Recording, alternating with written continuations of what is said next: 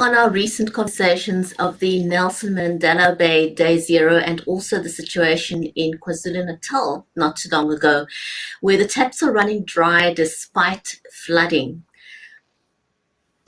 Water country in South Africa and water resilience. With me today in the studio are the founders of the South African Water Turton, Platt, Benoit, and Professor Hamanth Kasan. Don't go away, we'll be right back.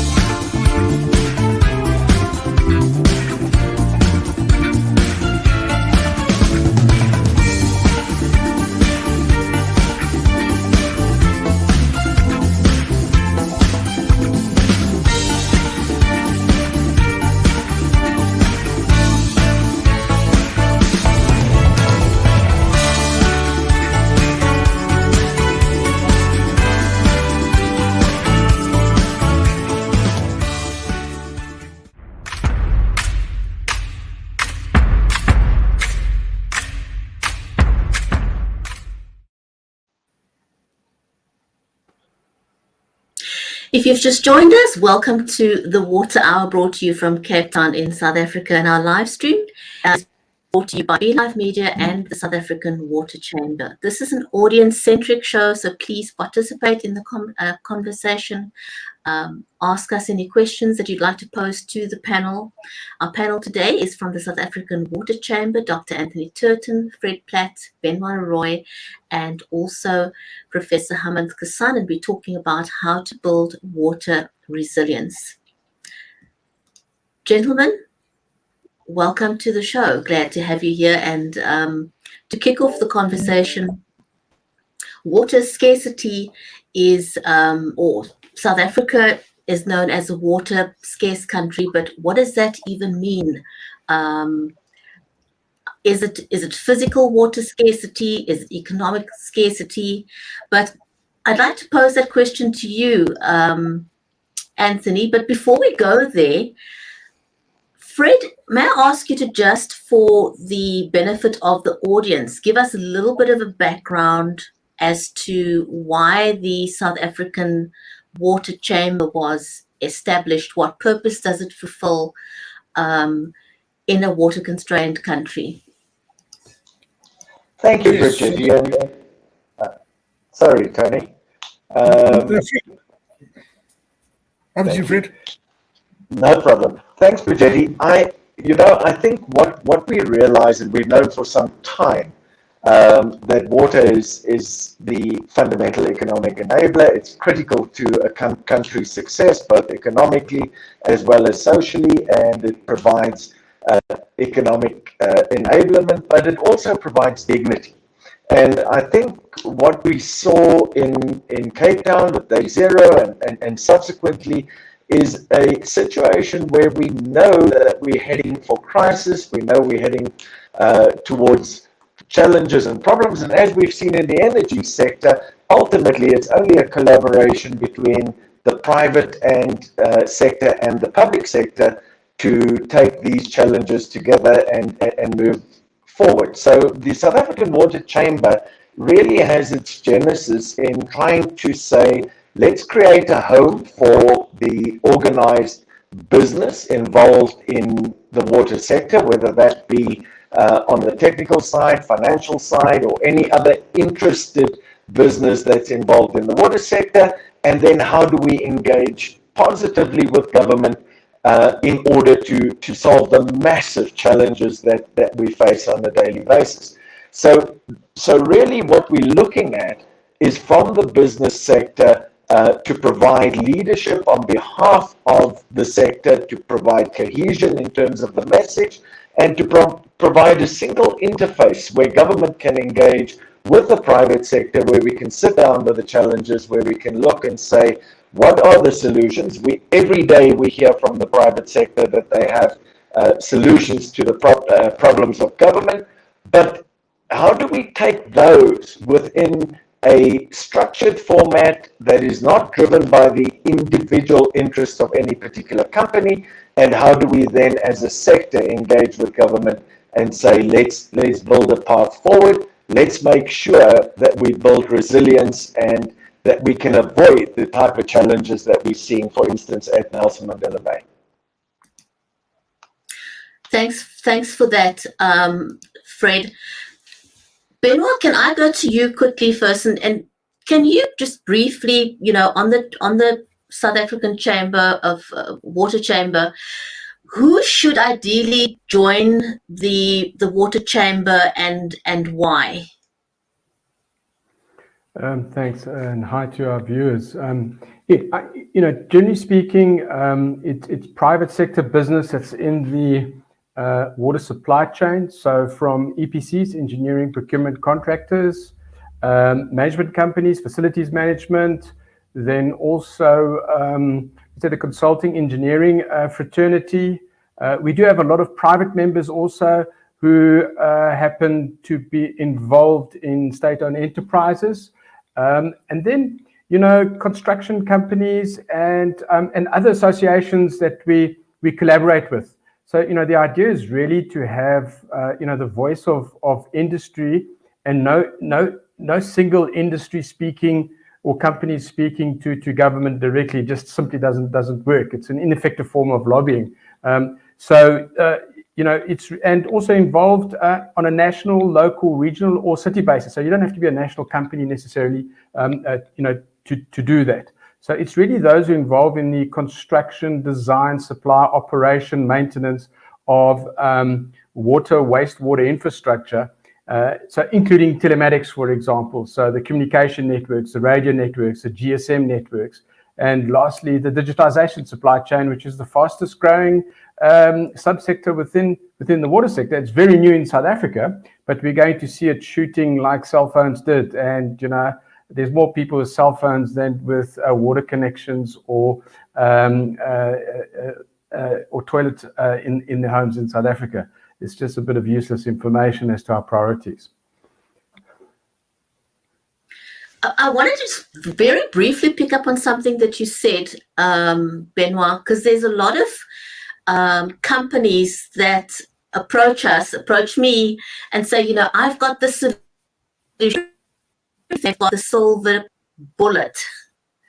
Saying that is not what works, because generally it is some kind of a self interest. But you're saying that the joining forces with the South African Water Chamber is better because your approach is not on behalf of a particular city, but the interests of the South African Water Chamber is that of the country as a whole, and it's not enrichment of one entity because they think they've got a silver bullet. Anthony, may I ask you, what is your take on all these individual companies that come forward with silver bullets, and why is that ineffective in a country like South Africa? The simple reason is that there is no silver bullet because these issues are extremely complex. And the person that generally tries to sell you a silver bullet solution completely misunderstands what the problem is that you're trying to solve. The way you define the problem defines the range of technologies that you select to solve the problem. And this is our problem in South Africa. We have defined our problem incorrectly, I believe. We defined it in the 1950s and 60s as water scarcity, and I think that has now taken us as far as we can go. And I'm going to go so far as to say that, firstly, typically your silver bullet solutions, for example, that I get, you may just put some magic muchi in a river and all the blue-green algae will go away. Now, that, of course, completely belies the fact that every river is different, completely belies the fact that there's a mass balance that needs to be managed. It's about nutrient loads. It's about SANS 241 compliance. It completely misses all of the very, very... silver bullets generally do not work. Thanks for that background, Anthony. Hamanth, if I can go over to you now, you've also spent many years in the water sector. From a technical perspective, is there a silver bullet? For fixing? Thanks, Brigitte, for the question. Water, South Africa. Greetings to all the viewers. Well, you know, I would love to believe that there is a silver bullet, because if there was, then we wouldn't have 1.8 million people without water and 2.8 billion people without toilets. I mean, the scale of the problem that we're defining here is very significant. And as indicated before, there are more cell phones in the world than there are taps and toilets, right?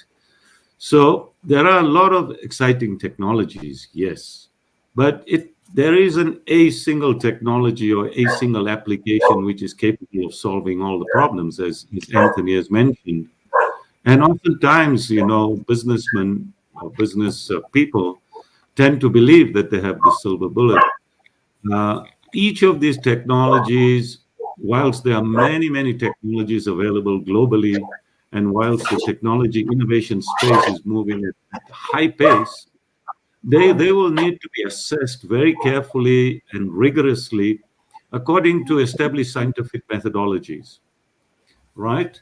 So what that means is that if there is a potential solution that we find somewhere else in the world, that solution needs to be assessed for its efficacy of application in South Africa under the conditions that are appropriate here. Of course, some of the variables will be the type of water, and more importantly than the type of water, which can be done by simulation to some extent, the environment is entirely different in different countries. And I'll give you a classic case in point here very quickly. The whole issue of vandalism that we're experiencing in the energy sector per se, and which is also creeping into the water sector. This is something that has to be thought through very carefully. So one cannot just plant a technology from somewhere in the world, for example, from Japan, where you have a certain set of cultural values, and put it into another country where the cultural values may well be different, etc. So the good news is, yes, there are many solutions out there. The potential is there for us to solve our problems, but we need to approach the subject in a systematic way.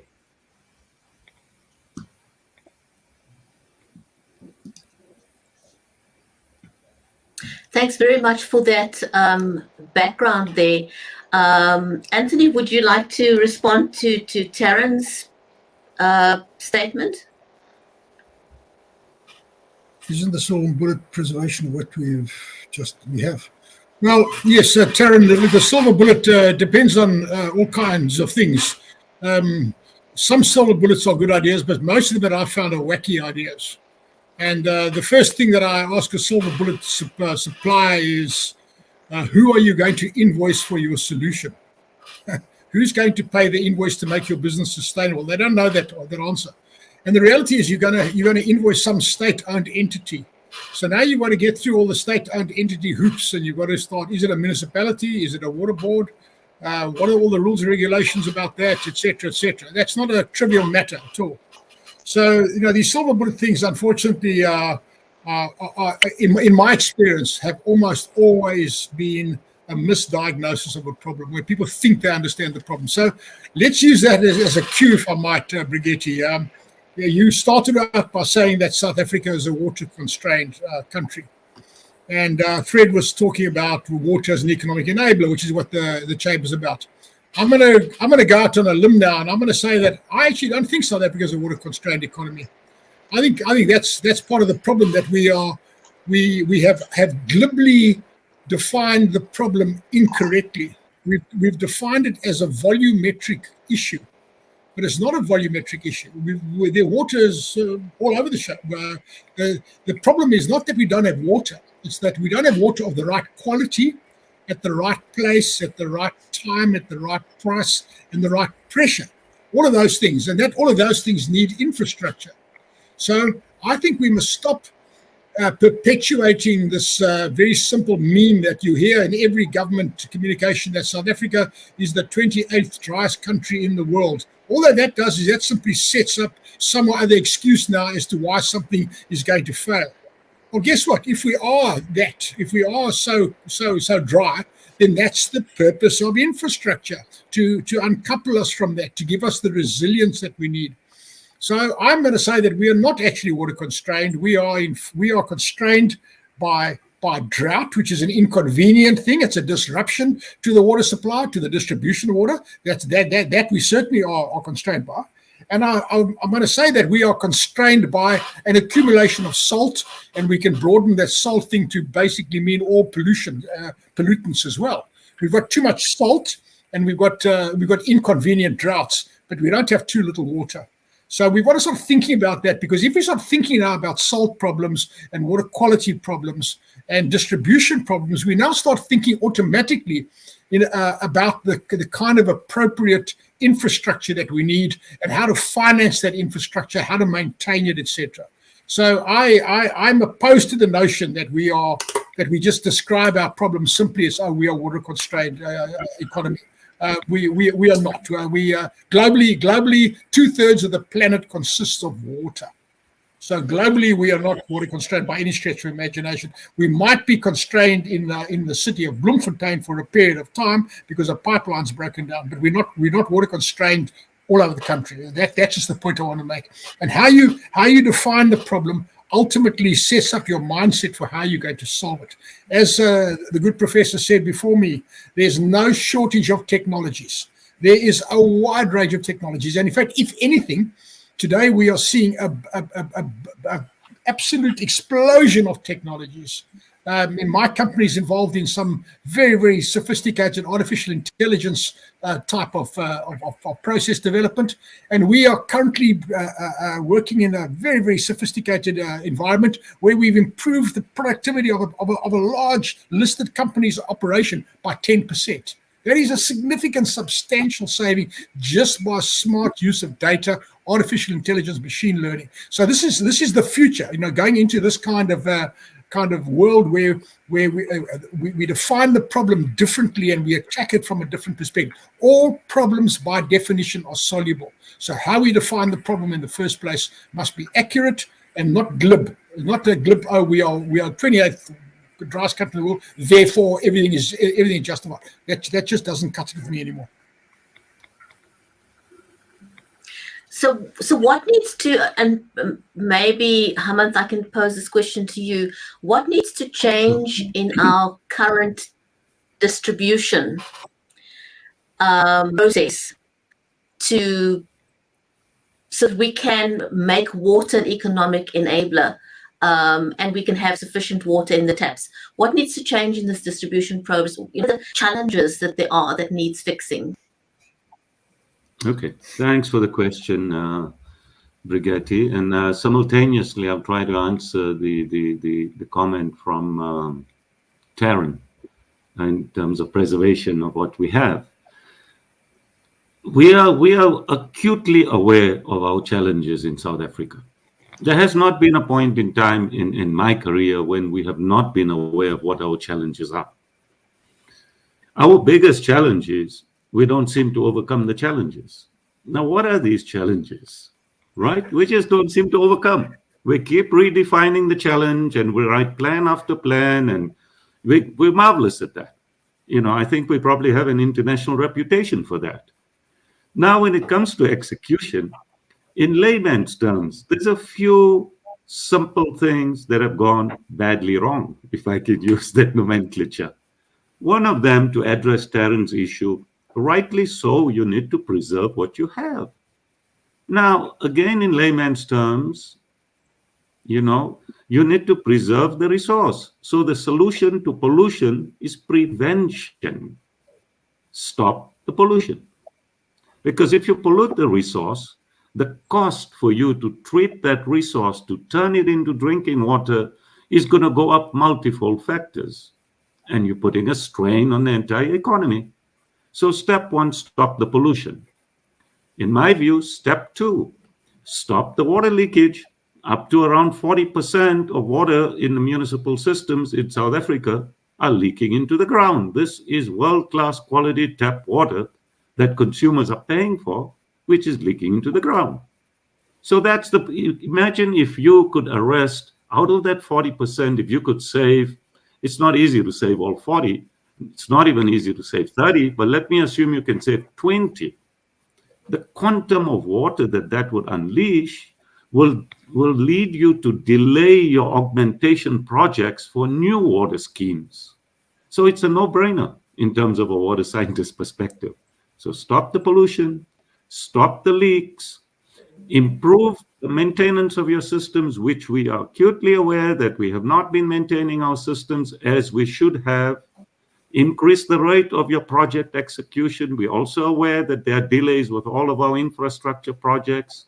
Enhance the skill base, bring in the right management, put in the right leadership, and solidify the corporate governance.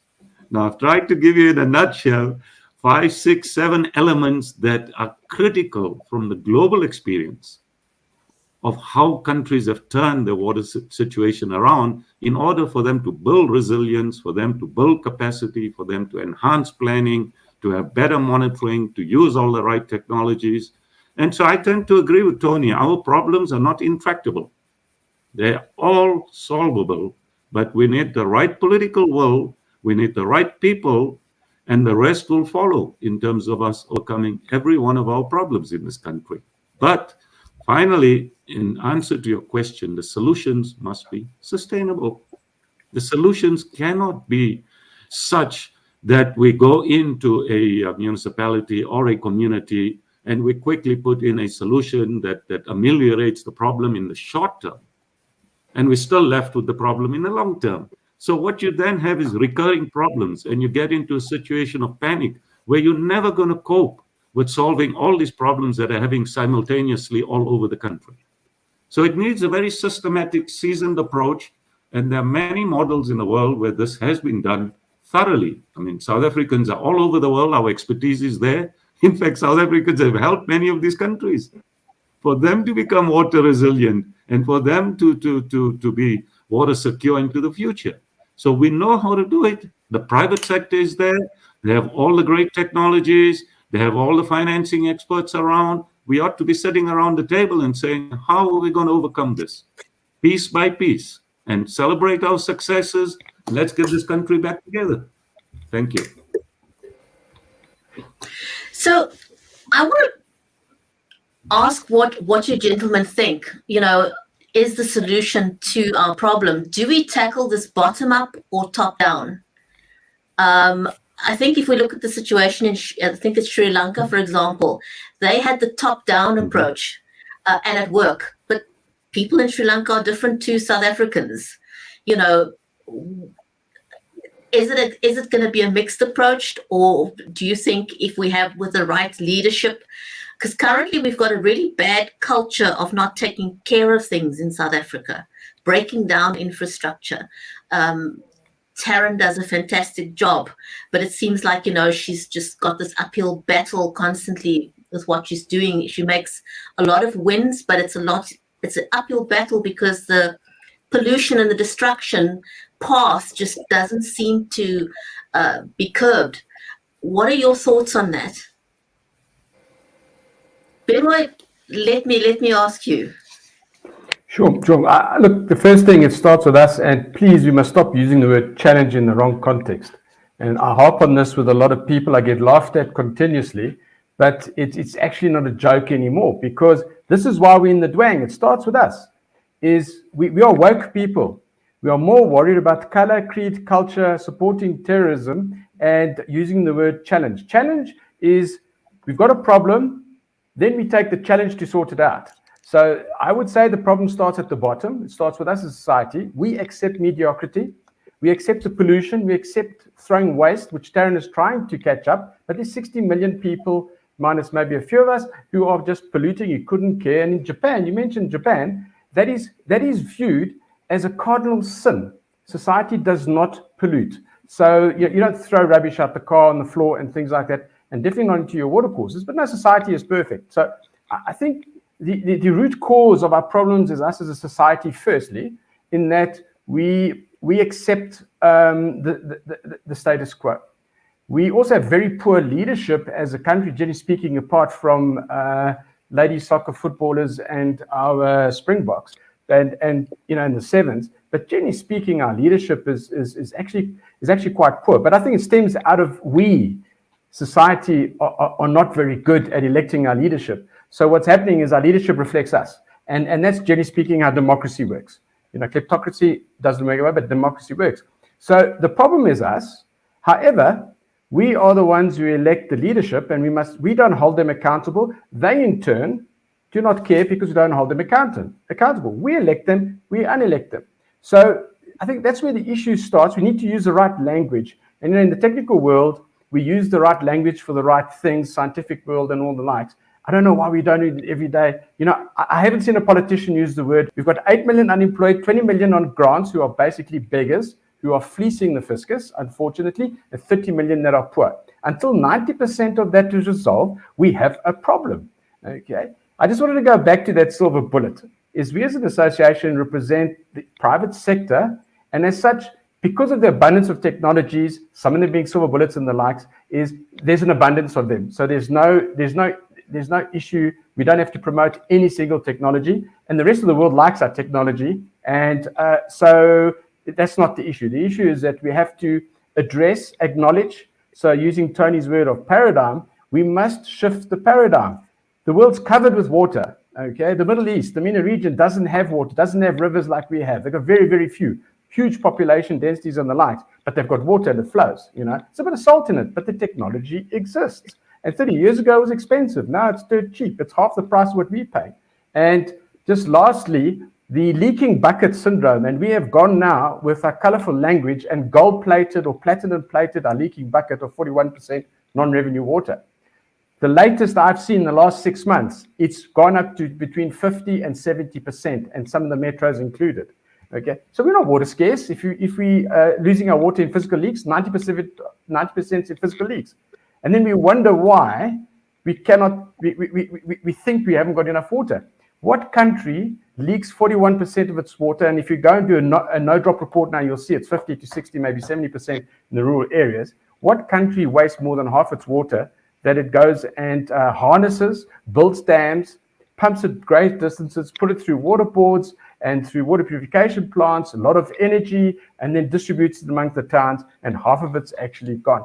So we can't blame climate change or anything like that. Those are challenges sent our way to see how we handle them. But the reality actually it starts with us. So as a chamber, we've worked bottom up and top down. And why I say bottom up is we're not addressing the social issues. We're not there. We are for business. But the thing is, municipalities are independent, okay, unless they start breaching constitutional mandates. They're generally speaking independent. So we have to treat and deal with the municipalities on the ground where the GDP is generated. GDP is not generated at province or national government. However, national government through the provinces guides the overarching policies. And in a country where we move water around and the like, it's important that these things are synchronized.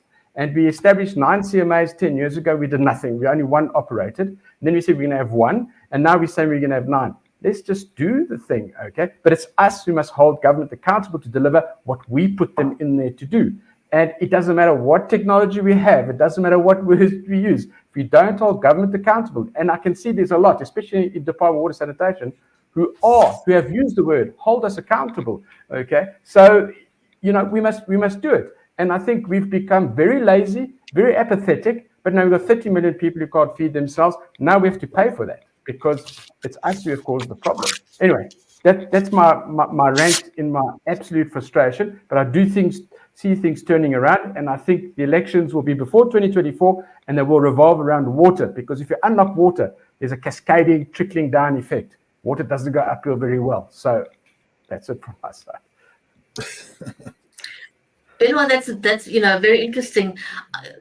You often hear the mantra that people are using too much water. We take what's happening in Nelson Mandela Bay, for example.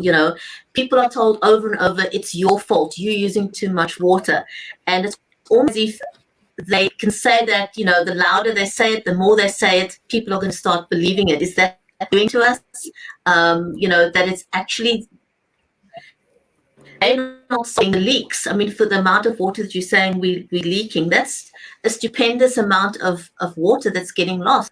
Are they psychologically messing with us so that we use less water to cover up what, their ineptitude is basically what it boils down to, without trying to sugarcoat this? Brigetti, very quickly. That is a defense mechanism pushing the blame onto people who are not using too much water. And in Nelson Mandela Bay, a lot of people were spoken to. We've interacted with a lot of people. And you know what the folks say there? Until government stops the leaks, we're going to carry on using the water. So it starts with leadership. And don't blame the populace that you can't manage the water. That's very, very rich and hasn't gone down well. And people have pushed back, unfortunately, which has led to further water problems. But once people figured out that government was leaking more water than what they were using, big issue. You've got to lead by example. We're not. You put a captain in a team, and if that captain is hiding cash under his bed, what are you going to do? I mean, those things unfortunately percolate through our society. And Nelson Mandela Bay, it's not working there. And it's, we are South Africans, the same people in Cape Town and worked in Cape Town. But Cape Town had non-revenue water of 14.7, 14.8% at that time before the drought, before it messed up its infrastructure. But that's what they had. So they could say, by example, we need you to reduce by 20%, industry reduced, and people played. Somewhere had to be forced, but not everybody had to be forced, not 4.5 million people. Nelson Mandela Bay people are resisting because they're saying you are not showing us the right example. And unfortunately, everybody loses, So yeah. I don't buy this thing that we use the most water in the world at all, okay? The Emiratis do. So we mustn't, that thing is not right. Absolutely. Anthony, over to you. Yeah, look, I just want to fully support what Hamanth said just now about pollution. That the solution to the problem is to prevent the pollution. That's the whole issue. And then to build on that with what Benoit has just said now, do we know the simple fact of the matter is that the biggest single polluter of water in the country is government? Simple fact.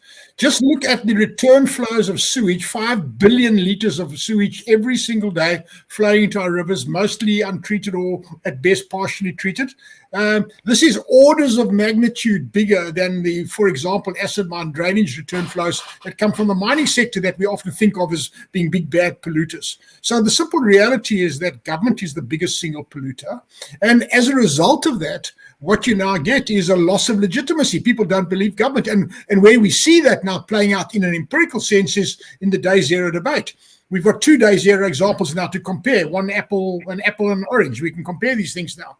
In the case of Cape Town, people were asked to use less water and they generally complied. But you've also heard now that Cape Town in general has got a relatively low leaking system, a leakage in the system, unaccounted for water. So the government there is relatively legitimate, relatively credible. And in the case of Port Elizabeth, you don't have that now. People say, the government says, you must cut down on your water supply, and people don't care. There's been absolutely no shift in the demand at all, simply because people don't care. So that's the point that I need to make. It's about leading by example, and ultimately it comes down to credibility, which sets me up now for something I want to say now. I want to shift the debate along a little bit, if I may, please, with your permission, Madam Chair. We are sitting on the cusp of a big change that's about to happen. So let me introduce that into the conversation. We've just been gifted with the announcement by government that they are going to bring in private sector operators in the energy space. We've heard all of those announcements recently now. Now, this is very, very important because the same is going to happen in the water sector. It has to happen because it's just logical. If you're going to do it in the one, you can't not do it in the other. But now let's drill down into what that means, because if you go back into the last century or so of global economic development, let's go back to the time of the Industrial Revolution. From the Industrial Revolution, machinery was invented, productivity of individuals was improved, and we started to see a movement from decentralization into centralization and from small into big. So the general trend from the Industrial Revolution until now has been we're going to centralize things and we're going to make small things big because there's the economy of scale. I'm now going to put out a statement for debate now, which I'm more than willing to engage with. I think we've reached the zenith of that now. And I think we're at the very, very watershed moment of where that's going to change. And why do I say that? Because the only reason, the only logic underpinning your notion that small things are inefficient and big things are more efficient is the economy of scale. But the economy of scale, we also know, is in fact it's a double-edged sword, got all kinds of evils locked in there. And the difference between the Industrial Revolution era and now is we're now in the fifth Industrial Revolution, and it's all about the digital world, digital data. We've now got access to massive databases of huge volumes of data. And we can now start seeing correlations between things that we couldn't see before. So I'm gonna hypothesize now and make a statement which I believe it to be still to be proven, but I believe is going to be factually correct, that we are on the very cusp of major change from centralized back to decentralized and from big back to small. And the difference between now and then, the reason why it couldn't happen before was this big data stuff. The world of edge computing and artificial intelligence and machine learning is happening absolutely at a mind-boggling rate. We ought to discuss some more of that in this show, I believe. But this is what I think is going to enable that transition from big back to small again, and from less efficient back to more efficient at smaller level. So that's my statement that I'd like to share. Well, we've seen the shift globally with the amount of data that we've got, because the figures don't lie, and as you said, we're sitting with this huge amount of data, and I can see this shift happening. I don't think that there's any other solution. Benoit, you're smiling. What's your comment on that?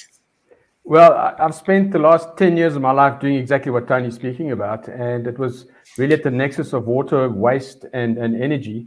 And we've seen the miniaturization of technology, and it's been principally driven by the US and by the EU, whereby we're able to, for example, decentralize the generation of electricity, and it's now become the norm to decentralize energy so that we don't have to transport over big distances and the likes. And to do that, you need to have fairly serious artificial intelligence capability, because it's not just the generation, it's the synchronization of the mini grid and the billing. The billing systems and the compliance systems are extremely important. Now in water, the biggest, I think I mentioned earlier, the biggest subsector globally is the post, not analog, the post-SCADA centralized approach. So we still use SCADAs, but which are programmable logical controllers on a computer, etc., software programs. But now we're using the digital world, and we're doing it both from the left and the right, and it's not a political sense. So on the left-hand side is we are digitizing the assets, so we can operate and maintain those assets in a live manner. And then on the right-hand side is the transactional side, whereby because of this decentralization of, let's say, network industries they're called, so it's water, waste, and energy, is what's happening is the billing side is in actual fact, so we're trading is extremely complex, and people want to get paid now, not in 30 days, not in 7 days, 30 days out the window anyway. People trade instantly. Now, like the mobile networks, are operating, is your account, the data you're using gets reflected daily, etc., etc. We're seeing this in energy, we're seeing it in waste, and we're starting to see it in water, where we're able now to trade. And I use the word trade loosely, but those transactions are able to be managed through machine learning. The trick is in combining them, and what we're seeing is all these processes generate some amount of waste, and generally speaking, more than half of our waste has embedded energy and water in it. So this is the nexus that you need to operate in, and so they're all interdependent. You can't do anything without water, without energy and the likes, and there is waste. So we bring in the circular economy, but in the middle of this is a toolbox. And that toolbox is the digital toolbox. And the world's embraced this. And what happened is the water sector skyrocketed in GDP growth over the pandemic because the digital twin started being leveraged. It's been around for about 10 years, but wasn't really being used and to its maximum effect. And what we found now is that, so it's like us working from home, is I don't have to go to that water plant. We have a digital twin. I have this plant on my computer, but I have machine learning that's able to preemptively control various processes and at the same time ensure that my billing is correct, that my compliance reports are being lodged with regulators and the likes immediately, like we would do on a stock exchange. So now we've got the smart water exchange that's happening in the world. And you know, water is a national asset, generally speaking, all over the world, but it's being traded, and it's being traded on the backbone of what we call distributed ledger technology. So it is all big words with machine learning, AI, and all the likes, but we do not have enough software programmers in the world for, generally speaking, the gaming industry, never mind telecoms, and now the water industry and the energy industry are pushing very hard. So there's a huge pull. I was sitting on the plane 2 weeks ago down to Cape Town, and there was a headhunter next to me, and she was recruiting South African graduates for the EU market. So as they get produced, they go, software engineers just leave, because that's where the pull is. And their salaries are 8 to 10 times the South African salaries that you were saying. So that's what she does. I said, don't you feel quite bad as a South African? She says, yeah, but I got to live. So, you know, I thought it's quite interesting. So our trick is not only to have the toolbox to do these things, but it's also to onboard these skills in South Africa. And in actual fact, to promote so let's say the fifth industrial, Tony speaks about the fifth. We are going out the fourth, there's no doubt. So the fifth is where machine and man meet. So I'm not going to be woke, machine and man meet. And what happens is that interface is enabling the decentralization of our network industries. So my next life, I'm coming back very good at maths and science and become a software programmer and work with the water utilities and maybe do a stint with the bankers, and you're actually made. Those skills are in short supply. Yeah. So how do we stop this brain drain? You know, what needs to change? Hamanth, maybe I can ask you to answer that question. How do we stop the brain drain and attract people back? You know, what would it require for us to attract people back into the industry? Thanks for the question, Brigitte, again. Well, let's look at what attracts young people to stay in a country. You know, there's a number of factors that appeal to young people. People don't leave jobs. They don't leave companies. They leave the people they work with. So it's very important that your caliber of management and leadership has to be conscious and sensitive to how you manage and how you lead people. Oftentimes you find not only in the water sector, we're seeing it in the energy sector. I mean, there's been much talk recently about the lack of skills, etc., etc. You know, employees need to be engaged. Employees need to be challenged. Employees want to add value. We have to assume that employees come to work to add value, that they are prepared to be led, that they respect leadership, but respect is earned. So you need to have a system that enthuses these young people, that keeps them excited, keeps them engaged, keeps them remunerated properly, and keeps them engaged to the extent that they can see that they're adding value, making a difference, and that their jobs are in line with their own purpose of their life. I think this is critical. What you're finding now is an exodus of skills in various sectors leaving this country. And if you examine why, you'll find that one or more of those factors that I've mentioned are totally out of sync. So the person is unhappy, they're not engaged, they're not finding the job despite their education, and should they find a job, you know, they're not enthusiastic because the environment, the culture. I mean, you would know that business often talks about, you know, culture will eat strategy for breakfast. Strategy is one thing, but what's the culture of your organization? Are you really using these people? And interestingly, if you look at the trajectory of South African expertise all over the world, it's amazing. It's just awesome what these South Africans have achieved elsewhere in the world. So the question we have to be asking ourselves is, Why could they not achieve this while they were in our country? Well, some of the reasons I've presented to you. On the other hand, I'd like to make a small comment about what Tony said about the decentralization. Yeah, again, the global experience is showing that decentralized is the way to go. This old-fashioned notion of big is better is history. In the days gone by, we didn't have the control systems, the digitization, etc., to be monitoring all of these things online 24/7. So we thought that big is better. But that was great at that point in time. Now decentralization is the way to go.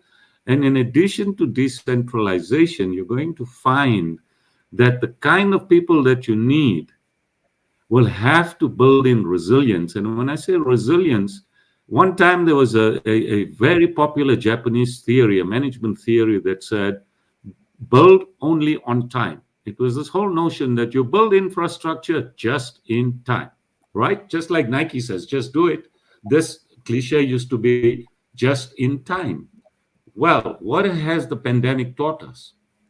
We better start thinking seriously about building just in case, because we really don't know what calamities are coming into the future.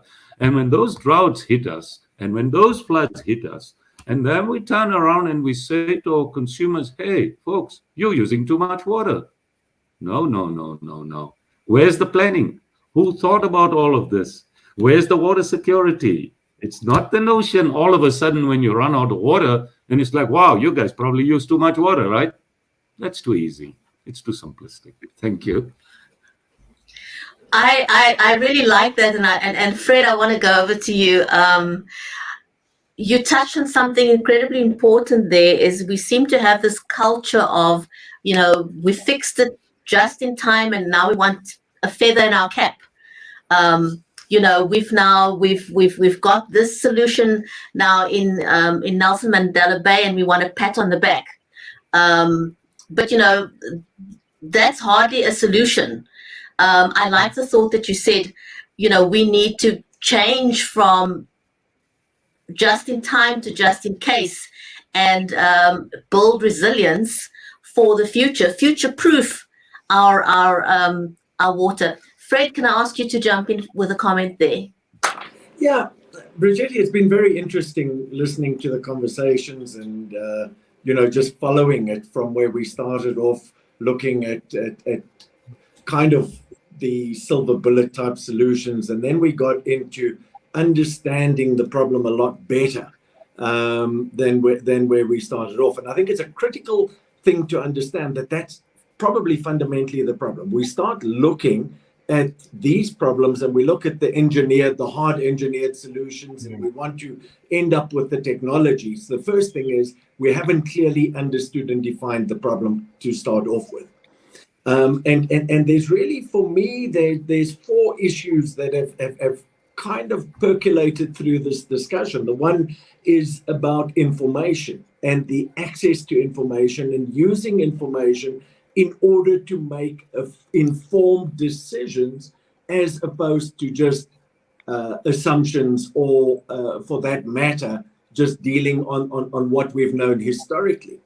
The second thing is that we need to understand the true value of water, because if we understand the true value of water, then all of a sudden we will deal with this in a very different way. And those two things allow us to look at how do we finance these. Tony earlier said, who's going to pay for it? How are they going to pay for it? These are critical things, because when you understand that, when you have the information and you have the value of water, then all of a sudden you can start saying, okay, we've got a financeable solution here. And we can get buy-in. And the final thing is obviously that who are the players? And so we talk about the hard engineering side, but there's two other components, one of which is the financial engineering. How do we understand the value of water, and how do we transform that into being able to transact and to ensure that we can finance? But the other side of it is leadership. And that is the ability to anticipate, using the information at our disposal, to anticipate what our needs are and how do we address them. Now, we all understand that we've had a major backlog. We all understand where we are. But I think there's a realization that in order to go forward, we need to use technology to leapfrog ourselves forward. We need to understand the financial implications of this, and we need to understand who are the role players, and we need to get a social compact where we all get together and say, look, this is what is required, this is how we put it together, and then people will start behaving and understanding value and treating it with respect, etc., etc. But I think it's important to put all of that within a model and a context to say, and that's, I think, where the water chamber is at this point in time, is how do we drive thought leadership in this space? How do we get away from the paradigms that we've been kind of constrained to, and how do we move into an area where we can say, you know what, there are solutions, they are fundable, they are different.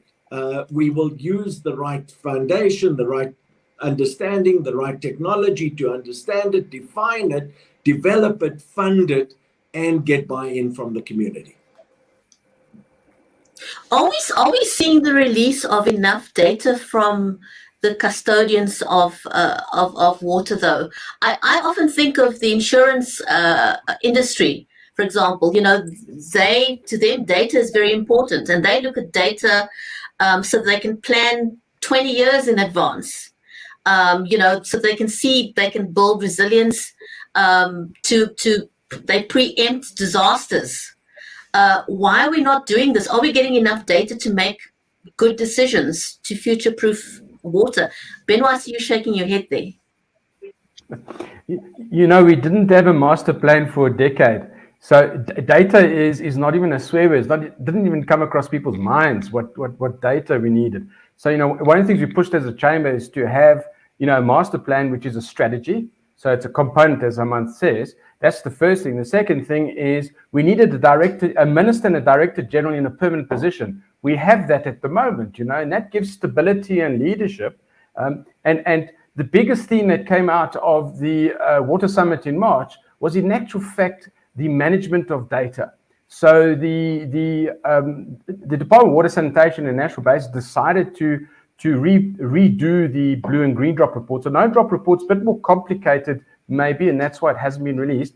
And that was really releasing data of last year, where 97% of sewage plants in government's hands failed to achieve a 90%, which is a green drop status in sewage treatment. And it's measuring, you know, the capability of the assets, the performance of the assets, the discharge standards, compliance, and staff capabilities. And, you know, so it's a 360 scorecard, and we failed dismally, and right across the country in actual fact. So there's very few beacons of hope in that. But in the end, it's a year late.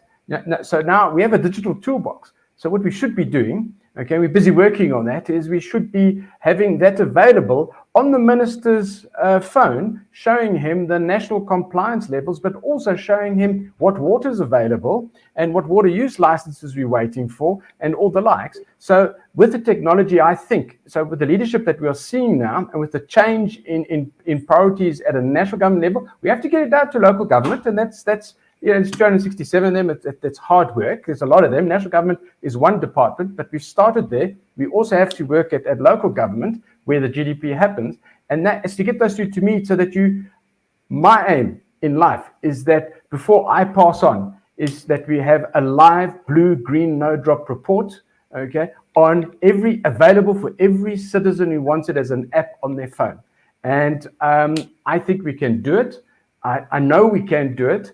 And the thing is, that will show us how well we're doing, how badly we're doing, what we need to do. It will inform a lot of decisions, but also it will inculcate trust in the system. And I think it will enable water to get the value that Fred talks about, so that we've got more taps and more toilets than damn cell phones in this world now. And we need cell phones, okay? But the thing is, the cell phones is not the problem. It's that water's for free, and you're one of few countries in the world that does that, and that's an absolute disaster. And everybody's got to pay something. poor pay less, the rich pay more, and all the likes. Food isn't for free either. Okay, we help each other out. But if you can measure this on the cell phone, and let me tell you, we are world leaders when it comes to banking and the likes, and e-commerce. M-Pesa is the biggest growth in mobile phone banking in the world, developed by Vodacom in South Africa, used in East Africa a lot. So really using the digital toolbox, the fifth industrial revolution that Tony talks about, is what's going to be, the data's there. It's a matter of harnessing it and using it and let's say consumerizing the network industries. So you can order your electricity, your waste, and your water online. Okay, and if you don't comply, you will be named and shamed and put to, let's say, some sweat equity and all the likes. What you're proposing, I don't think that that's impossible. We definitely don't have a lack of technology, and certainly not from South Africa. I can't believe it, but we're kind of at the top of the hour here. Can we have a round robin of final comments? And Anthony, can we start with you? Yeah, please. Sorry, I've got an important. I have to go. I'm going to drop off after this. Look, exactly what Benoit was describing there. We've been doing in my company. We've actually got exactly what he describes there. We have. It's for big industry. It's you literally look at your screen. You say, I want that, not that, and this must be bigger, and that must be smaller, and I want this measured in those units and not those units. The program developed by South Africans, coming out of the financial services sector, the people that enable you to take a photograph of your dinner bill and pay for it instantly. The same people that did that, did this thing. So it's available. It's absolutely available. It's merely a question of getting it in there. So I'm really very, very optimistic that we are moving into a far, far better future. The transition is going to be a bit of a bumpy one, but we're going into a far, far better future. So thank you very much. I have to leave you now, so I'm going to just drop off now. So thank you very much. Thanks very much for your participation. Appreciate it. Hamanth, may I ask you for a final comment? Sure. Delighted to. I'd like to take the analogy of the cell phone. We all have cell phones. We all expect when we switch it on, it works. We expect when we make a call, it works. We expect when we go into the internet that it's going to work, unless there's load shedding, which is not the fault of the network provider, right? So why can't we expect the same of water and power? When we flip the switch, the power must come on. When we open the tap, the water must come out. When we flush the toilet, whatever needs to happen must happen. Why is water and sanitation different from any other service? Well, if you look at the cell phone operators, they're private companies, right? They're private companies, and their aspiration is to give you the best service. Well, water and sanitation is in the hands of public utilities, right? Now, traditionally, public utilities have done very well globally, and it's still 95% of water and sanitation is supplied by public entities in the world. It's just sad that in some countries, these public institutions have deteriorated. Their ability to provide that service, that aspirational service, is not intact. That being the case, we should move speedily to engage with the private sector, hold hands together, get the system running, get the services out there, and then we'll review in the future whether the public sector is again ready to take over entirely on their own. Thank you. Thanks very much, Hamanth. Fred, may we ask you for a final comment, please? Yeah, thanks, Brigitte. I think the critical thing here, and I think we've had a very interesting discussion around what it needs and where the private sector can play and where it shouldn't play and what is available. And it's clear that technology is critical to creating the capacity within government in order to meet its mandate, which at the end of the day is what Hamanth is saying, is when you turn a tap on with the sanitation, etc., etc. So what role do we play as a private sector? How do we take hands? How do we capacitate government and the organizations that are responsible for the delivery? And from our side, and certainly in the water chamber and in Nexus, the company that I'm involved with, we're looking and saying, how do we apply best practice globally, and how do we ensure that we create an environment where government is able to deliver to the people on a continuous basis. And I think Tony has mentioned all the issues that are required in order to measure that. How do we measure it? How do we make it public? How do we make it transparent? And how do we create trust between government, the end user, the private sector, and the people that are going to finance that? And how do we create an environment in which we can build going forward? I also just want to say that transforming the water industry in this country probably holds one of the biggest opportunities for an economic turnaround within our economy, because we can create employment, we can create activity in the most remote parts of the country. And as Benoit said earlier, much of the spending is already there. When we look at the amount of water that is leaking through our infrastructure, that's already paid. So how do we channel that? How do we create an environment in which we can unlock that value? And then we do what Hamanth said earlier.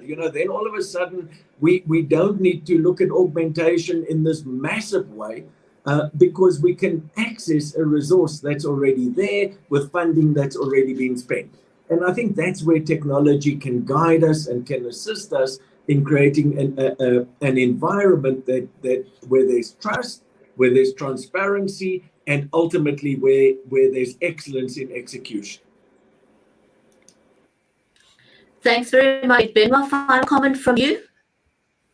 Shortly, really, the chamber is well positioned to represent the sector in unleashing, let's say the Water Marshall Plan, and that will address the skills shortage. Yes, we might have to onshore a certain amount and the likes, but once we've created the demand for the various skills, and let's talk about the digitization skills amongst all the other skills. Once we've created that demand in South Africa, we will be able to have a healthier work environment and be able to show the leadership and retain these skills and create these skills.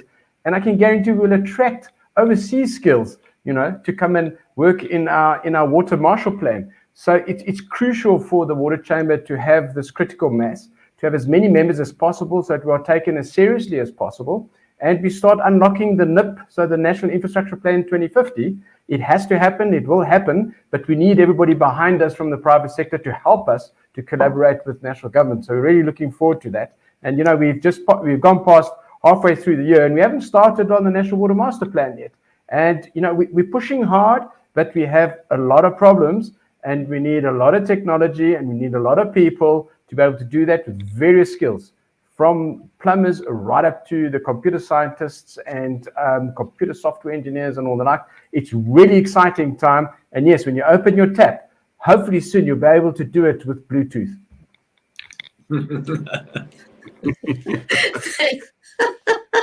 Thanks very much, Benoit. I wanted to say a huge big thanks to our audience today. If you missed most of the conversation, please go and catch the rerun of today's show. We had a great conversation, and we need more of you to join in on this conversation, because it's going to take all of us to change things, or change the status quo as we've got it in the water industry now. But I think it's possible. From our conversation today, we can see that it is possible to change things.